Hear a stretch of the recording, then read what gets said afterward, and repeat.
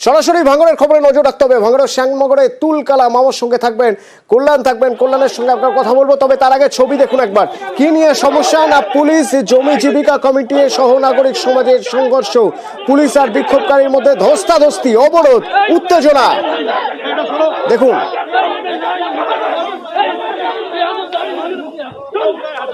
খামারাইটের মোড়ে বিক্ষোভকারীরা অবরোধ করেছেন। 8 জন বিক্ষোভকারীকে ইতিমধ্যেই পুলিশ আটক করেছে। এই বিক্ষোভ, এই উত্তেজনা কেন?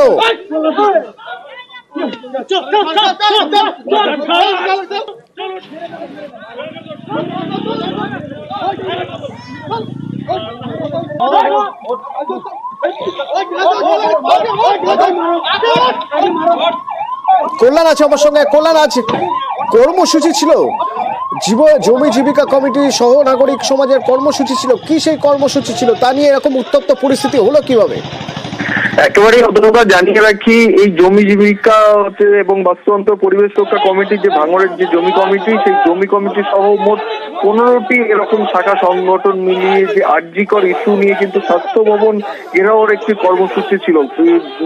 দীর্ঘদিন বেশ কয়েকদিন ধরেই ঘোষিত প্রোগ্রাম ছিল এটা। সেই মতনই আজকে যখন জমি কমিটির সদস্যরা এই যে পাওয়ার গ্রিড সংলগ্ন এলাকা অর্থাৎ নতুনহাট খামারহাট থেকে যখন যাচ্ছিল, তখন কোলাঘাট থানার পুলিশের পাশাপাশি ভাঙড় ডিভিশনের ডিসি সৈকত ঘোষ একাধিক পুলিশ আধিকারিকরা তাদেরকে কিন্তু এই শ্যামনগর মোড়ে আটকায় এবং সেখানে জমি কমিটির সম্পাদক মির্জা হাসান সহ একাধিক জমি কমিটির নেতৃত্বকে সেখান থেকে কিন্তু আটক করে। এবং এই আটকের খবর এলাকায় যখনই যায় তখনই কিন্তু পদ্মপুকুর মোড়ে এই সমস্ত জমি কমিটির সদস্যরা তারা গ্রাম থেকে এসে রাস্তা অবরোধ করে, হারোয়া লাওয়াটি রাস্তা তারা অবরোধ করে রাখার চেষ্টা করে। পরে সেখানে কলকাতা পুলিশের বিশাল পুলিশ বাহিনী তারা ঘটনাস্থলে আসে এবং অবরোধ তুলতে বললে অবরোধকারীদের সঙ্গে প্রথমে বচসা এবং পরে ধস্তাধস্তি হয়।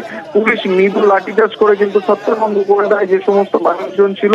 অন্যদিকে এই ঘটনায় ঘটনাস্থল থেকে 2 জনকে আটক করে ইতিমধ্যেই নিয়ে গেছে। মোট এই ঘটনায় 8 জনকে আটক করেছে। 8 জনকে আটক করে লালবাজার সেন্ট্রাল লকআপে তাদেরকে নিয়ে যাওয়া হয়েছে। গোটা ঘটনায় যথেষ্ট উত্তপ্ত হয়ে রয়েছে এই এলাকা। যে কোনো মুহূর্তে আবারও রাস্তা অবরোধ করতে পারে জমি কমিটির সদস্যরা। তবে বিশাল পুলিশ বাহিনী তারা কিন্তু পদ্মপুকুর, খামারহাট, নতুনহাট সহ এই যে জমি কমিটির যে শক্ত ঘাঁটি যে জায়গাগুলো, সেই রাস্তার মোড়ে মোড়ে কিন্তু যথেষ্ট পুলিশ বাহিনী তারা মোতায়েন রয়েছে। যদি নতুন করে কোনো রকম যারা বিক্ষোভ দেখাচ্ছেন তাদের বক্তব্য শুনবো। স্বাস্থ্য ভবনের উদ্দেশ্যে যাচ্ছিলাম, অন্যায়ভাবে দরজবস্তি করে পুলিশ আমাদেরকে গ্রেফতার করে নিয়ে যাচ্ছে। আমরা সর্বত্রের প্রতিবাদ হবে, এর লড়াই জারি হবে। 7-8 জন এখানে আছে, অন্যান্য জায়গা থেকেও আমাদেরকে গ্রেফতার করা হচ্ছে। আমরা এই লড়াই থেকে পিছিয়ে আসবো না, স্বাস্থ্য দপ্তরকে জবাব দিতে হবে। কল্যাণ, আরজিকরের ঘটনার প্রতিবাদে স্বাস্থ্য ভবন অভিযান, সেই অভিযান আমি একটু বোঝার চেষ্টা করছি যে ঠিক কেন আজ, কিসের দাবিতে প্রতিবাদ কর্মসূচি? এ রাজ্যে তো বহুবার দেখেছে এর আগেও, আজ এতদিন পরে কিসের প্রতিবাদ?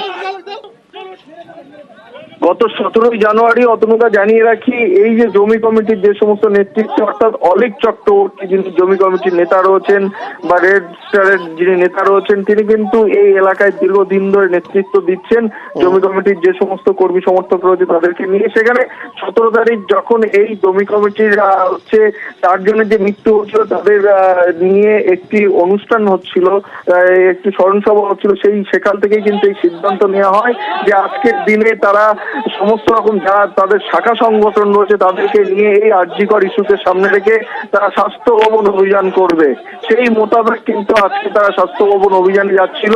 কিন্তু সকালেই আমরা খবর পাই যে অলিক চক্রবর্তী সহ রেড স্টারের একাধিক নেতৃত্বকে তাদেরকে কিন্তু আটক করেছে পুলিশ। এবং একে একে কিন্তু এই জমি কমিটির যারা তারাও কিন্তু জানতো পুলিশ বিভিন্ন জায়গায় নাকা চেকিং চালাচ্ছে, তারা কলকাতার উদ্দেশ্যে যেন যেতে না পারে। সেই কারণে কিন্তু সকাল থেকে পুলিশ মোতায়েন ছিল এই যে পাওয়ার গ্রিড সংলগ্ন যে বিস্তীর্ণ এলাকা, তার যে সমস্ত রাস্তাগুলো রয়েছে সেই রাস্তাতে তার সেই সব উপেক্ষা করেই কিন্তু জমি কমিটি।